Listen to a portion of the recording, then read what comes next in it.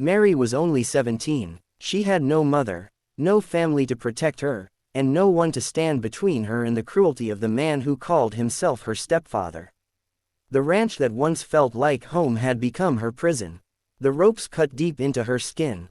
Her wrists burned as the coarse fibers bit into her flesh.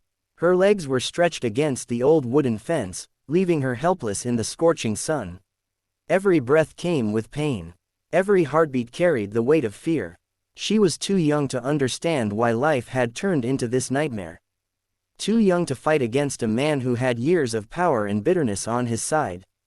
He struck her when she refused to sign over the ranch papers.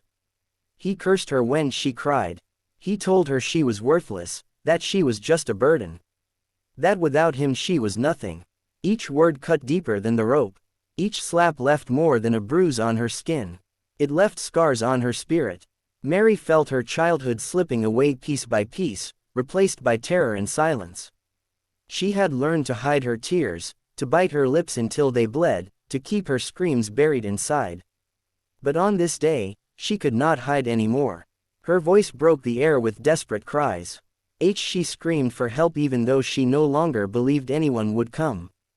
Her throat was dry, her voice cracked, but she still called out, clinging to the faintest hope that someone, anyone, might hear her.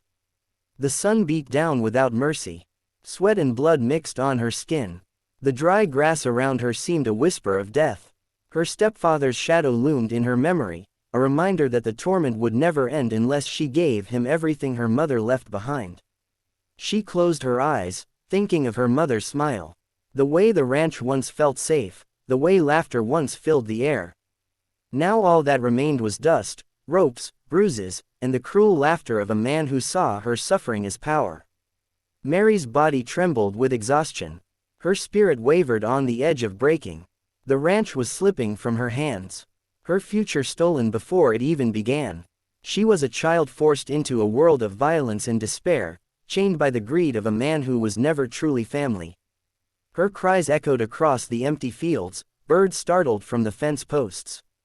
The wind carried her voice far beyond the ranch. But would it reach anyone who cared? Would it reach a soul brave enough to challenge the cruelty that held her captive? Mary's lips quivered as the last ounce of strength left her body. She whispered into the sky, a final plea for salvation, not even knowing if anyone would hear.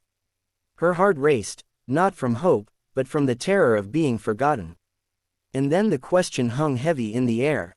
If no one came to save her now, how long could she survive in the hands of a man who would stop at nothing to take her land, her dignity, and her life? The sound of hooves broke the silence of the afternoon. John Carter had been riding through the dry fields just another day under the wide blue sky when something caught his ear. It was faint at first, almost like the wind playing tricks. But then he heard it again, a cry. Not the cry of an animal, but the raw voice of a young woman in pain. John pulled his horse to a stop, his brows furrowed as he turned his head toward the sound. There was a weight in that cry, a kind of desperation a man does not ignore. Not if he has any piece of a soul left. He nudged his horse forward, slow and cautious. The grass crunched beneath the hooves, the air heavy with dust and heat. As he got closer, his eyes narrowed, and then he saw her. Mary, a girl tied cruelly to the fence, her arms bound, her face stray with dirt and tears. Her body bore the marks of violence, her spirit the scars of betrayal. For a moment, John's heart clenched so tight he thought it might stop. He had seen his share of suffering in the West. He had fought men, buried friends, and watched the cruel hand of fate tear apart families. But there was something different here. This was no outlaw ambush, no accident of nature. This was evil done by choice. Mary lifted her head at the sound of the horse, her eyes widened, shimmering with both fear and the fragile spark of hope. Her lips moved, trembling. She begged him without words. Just through that broken stare, John slid off his horse and walked closer. The red scarf around his neck shifted in the wind as he crouched down to meet her gaze. His voice was rough but steady. "You're safe now, girl. I've got you." Her shoulders shook, half from relief, half from the terror of what might come next. John pulled out his knife, the blade catching the sunlight, and began cutting through the ropes. Every fiber snapped with a harsh sound, like the breaking of chains.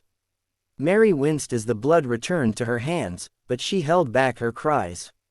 She did not want to seem weak, not in front of this stranger who had already done more for her than anyone else had in years. As the last rope fell away, John steadied her with a firm hand. She leaned against him, her body trembling. And in that moment, he made a silent promise. No man with honor could walk away now. But just as relief began to settle, the earth itself seemed to hold its breath. Because in the distance, a shadow still lingered, the kind of shadow that never lets go so easy. Would this rescue truly be the end of her torment? Or was it only the beginning of a darker fight yet to come? The ropes were gone, but the fear still clung to Mary like a second skin. Her hand shook as she tried to steady herself. John kept his arm firm around her, guiding her toward the horse. "Easy now," he said, his voice calm, like he was talking to a spooked animal. "Breathe, you're still here, and he's not going to touch you again. Not while I'm around." Mary wanted to believe him. Her lips trembled as she tried to form words, but all that came out was a whisper. "It was him, my stepfather. He wants the ranch. He won't stop." John's jaw tightened. He had seen greed turn men into monsters before, but there was something especially rotten about a man who preyed on his own family. And he looked into Mary's eyes, saw the terror there, and felt his own blood heat. "Listen to me," he said. "You're not alone anymore. Whatever he thinks he owns, he's wrong. That ranch is yours, and he's got no right to take it." Mary's tears spilled over, not just from fear, but from hearing words she had longed for. Someone was standing on her side at last. John helped her onto the horse. She clung to the saddle horn, weak, but determined to hold herself upright. With one swift motion, John swung up behind her. Steady and protective, the horse started forward, carrying them both away from the fence, away from the shadow of Hank's cruelty. The ride was quiet, save for the creak of leather and the pounding of hooves. Mary leaned back slightly, trusting the man she had only just met, because in her heart she knew he was her only chance. They reached the ranch house as the sun began to dip. The wooden boards creaked under their boots as John carried her inside. The air smelled of dust and old wood, but here at least. She was free from the ropes. John set her down gently, fetched water, and cleaned the cuts on her arms. His hands were rough, but his touch was careful, almost fatherly. Mary watched him, wondering why this stranger cared more for her safety than the man who was supposed to be family. The night settled around them, quiet but heavy. Mary sat by the fire wrapped in a blanket. John leaned against the wall, eyes sharp, as if he knew the fight wasn't over. Because out there, somewhere in the dark, Hank was still breathing, and men like him never quit so easy. The question now was simple but terrifying. Would Hank come back stronger, or would the law of the West finally catch up to him? Before we find out what happens next, make sure you hit that subscribe button so you don't miss the rest of this story. And while you're here, take a sip of tea, settle in, and tell me in the comments what time it is, where you're watching and where you're tuning in from. The night settled heavy over the ranch, warm and restless. Mary sat close, her blanket pulled tight, her eyes still heavy with fear. John stayed by the door, arms crossed, listening to every sound outside. He knew men like Hank. They never walked away after being shamed. They always came back, and sure enough, the silence broke with the sound of boots on gravel. Then came the creak of the ranch gate. Slow, deliberate. Mary froze, her breath caught in her chest. John's hand went to the pistol on his belt. The door rattled as Hank's voice tore through the night. "You can't hide her from me, old man. That ranch is mine, and so was everything on it." Mary's eyes filled with tears. But this time, she did not cower. She stood, trembling, but fierce, her voice rising from a place she never knew she had. "You're lying. Mama left it to me. You'll never take it, not again." The door burst open. Hank stormed in, his eyes bloodshot, his fist clenched. Drunk on rage, he lunged for Mary. But John stepped between them, his frame steady like a wall of oak. The two men clashed, fists meeting flesh, boots scraping against the wooden floor. The table tipped over, the lantern swung wildly, shadows leaping across the walls. Mary pressed against the corner, her heart pounding as the fight raged before her eyes. Hank swung hard, but John dodged, landing a punch that sent Hank stumbling. Still, Hank came back, fueled by greed and fury. John's years showed in his face, but his strength was still there, his spirit unbroken. Each strike was not just for Mary, but for every innocent soul who had suffered under men like Hank. The struggle shook the small room until finally John forced Hank down, pinning him to the floor. The pistol clattered away, and the fight turned to raw will. John's voice was low, sharp. "Your time's up, you're finished here." Mary stepped forward, her legs shaking but her eyes blazing. She looked down at the man who had tormented her and spoke with a strength he could not break. "You will answer for what you've done. Not to me, not to him, but to the law." For the first time, Hank's eyes flickered with fear because he knew the truth.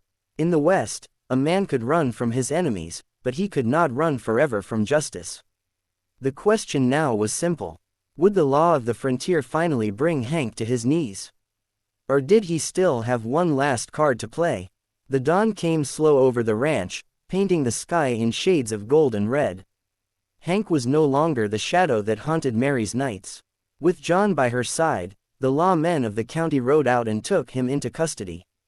The evidence of his cruelty, the bruises, the neighbors who had heard her cries, and his own drunken rage spoke louder than any excuse he could make.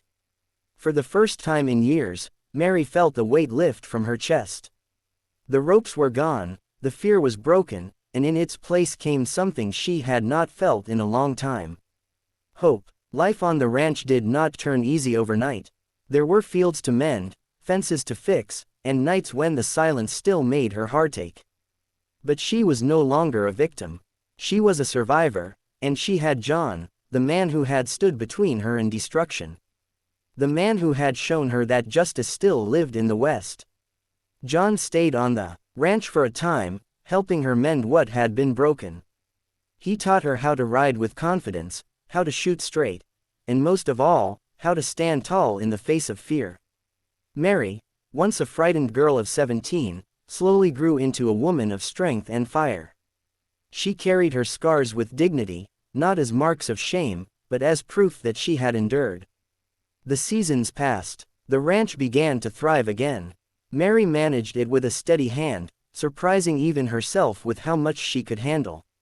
And all the while John remained close, watching her rise from the ashes of her past. Their bond deepened, not in haste, but with the steady patience of time. What began as gratitude blossomed into a quiet, enduring love. It was not the love of a fairy tale. It was stronger. It was born from pain, from struggle, from the simple truth that two souls can find each other even in the harshest of lands. And when Mary finally smiled again, it was a smile that carried both sorrow and joy. A smile that said she had been broken but not destroyed. Now think for a moment how many of us have faced our own Hank in life. Maybe not a man with fists and ropes but the weight of cruelty, greed, or betrayal. And when the world felt hopeless, did someone step in to remind us we were not alone? The story of Mary and John is more than a tale of the West. And it is a reminder that strength is not born from ease, but from enduring hardship and finding the courage to rise again. It teaches us that justice may take time, but it will come if we keep standing tall. And above all, it shows us that love can grow even in the dry dust of despair. If we do not give up on it, if this story has touched you, please take a second to like this video and subscribe to the channel so you do not miss the next story we share together. And now let me ask you, what would you have done if you were in Mary's shoes? Would you have fought back or would you have lost hope? I would love to hear your thoughts in the comments. Before we end, I want to take a moment just to speak to you, the ones listening right now. I am truly grateful for all of you who support this channel by watching and leaving kind comments. I do read them and I notice that many of you watch these stories very late at night. I want you to remember to take care of your health. These videos are here for your entertainment, for those quiet moments when you can relax, not to take away your rest. So, If it is late where you are, I hope you will turn off the screen and get some good sleep. I also need to apologize. I know I do not interact with you as often as I should. The truth is, I am not young anymore, and after long hours working on these videos, I often feel tired. That's why I take care of my own health more carefully now. And it is also why I care so much about yours. Thank you for staying with me, for listening, and for being part of this journey.